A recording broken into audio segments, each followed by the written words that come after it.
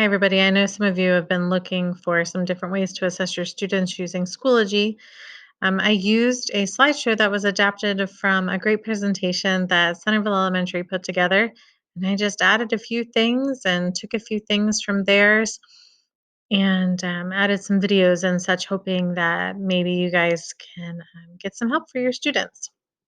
So I'm going to walk through our slideshow and then I will send both out because you'll be able to then go through the slideshow yourself and be able to click on some of the quick tip videos that I've embedded throughout the slideshow.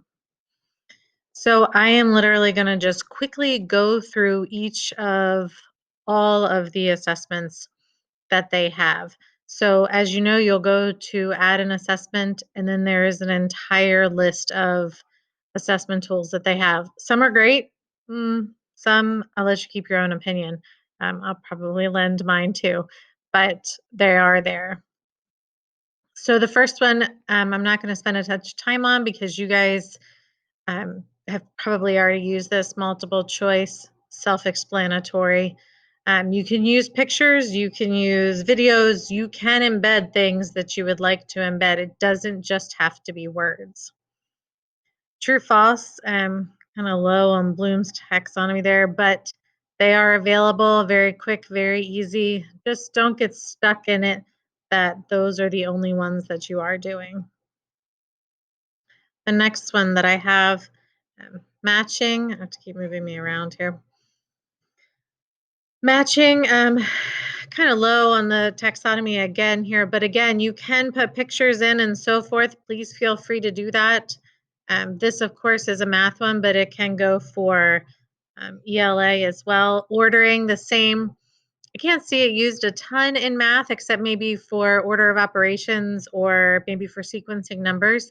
But it is used a good bit in reading, and I've seen it on MCAP where they have to order, beginning, middle, and end, and story sequences. So it is here and it is an option for you.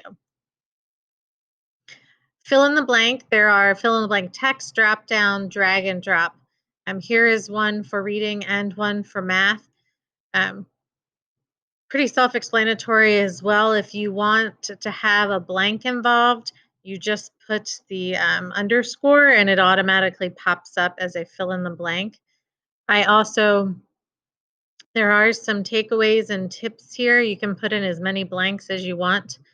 I also have put in a video in here. It's just a quick tip, especially in reference to equations. Some of us are creating equations and they're going like 2 lines. So you're asking them to put in, blank plus blank equals blank. And they've got 4 or 5 options there, and it's going to the next line because it automatically makes those spaces so long. There's a way you can go in there and fix that. So it's like a 2 or 3 minute video just explaining how you can go in and fix that option. Label image, so fun. There's a bunch you can do with that, but it is very self-explanatory. You can go in and put where the labels go, then you put your options. Just make sure that you really work on that correct answer and you double check it, especially if you have a lot of parts in there. This particular video is from another math specialist, and it's how to create the film or the label image, but using drag and drop so that you can put the numbers where you would like them to go. Short essay and answer. I'm just going to leave that one as it is. Pretty self-explanatory, no video or anything to go with that. You just remember, I do want to put in here that for our littles and even for some of our EL students and so forth, you can go in and record yourself putting in those directions so that they really understand what to do. I do understand for reading that you may not want to do that for everything because you are asking them to read for themselves. But for math, you really need to think about, is this going to be a math assessment or a reading assessment? And can my children truly read? Can all my children truly read the directions and what I'm asking them to do? To really think about is just a quick recording yourself giving those directions or anything else that you need. So I'm just putting that in here because especially for directions and so forth. Audio and visual. They have to enable their microphone and camera if they have not done so yet. A dialog box will pop up, but if they're not looking for it, they won't know to do that. It pops up kind of in the search bar of that Google Chrome.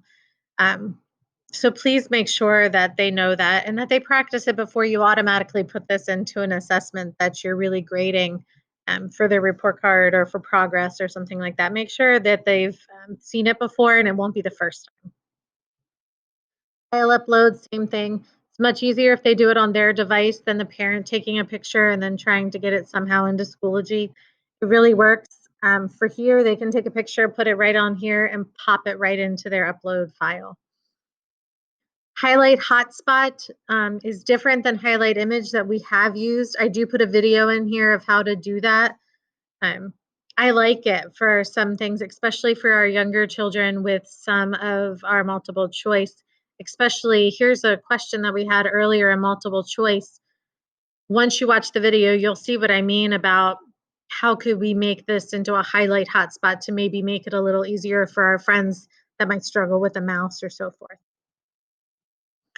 All right. And here's our video to do so you can see that. Highlight image is one that I really like for math. The reason I do like that is because they can write right on the screen, right on their paper here. And when you go back through and you grade that, you can actually see if they've like erased it or undo or clear or anything along those lines. The only thing you have to be careful of is their fine motor skills, especially if they don't have a Chromebook and they're using something tinier. It could be difficult for them to write in. And especially if you put something in like this, please preview it because on your screen it may look different than on the student screen. So when you preview it, if it's this big and you're asking them to write 3 numbers, it could be really difficult. So please make sure that you really look through that. This is a great way to do a number line and so forth to really show their work on that. Again, remember, you can have them take a picture and upload it, but this is done right on their screen. All right, highlight image. This was everything that needs to be done here. And then there's also a video done by another specialist so that you can really see on how to do that as well. You don't need to watch that though. I apologize for clicking on that. All right. So highlight text. Now, this is something that I have not used a lot in math. I'd really have to think hard about how we might use it, um, maybe on a coordinate grid or something along those lines. But here we have, actually, I did a highlight image.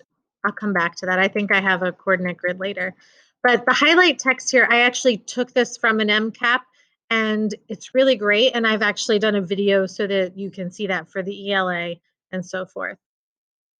A math short answer, self-explanatory. Just know that if you think that there is a keyboard that is too much for your students, there is a basic junior and a regular keyboard so that you can keep it low key for our kids.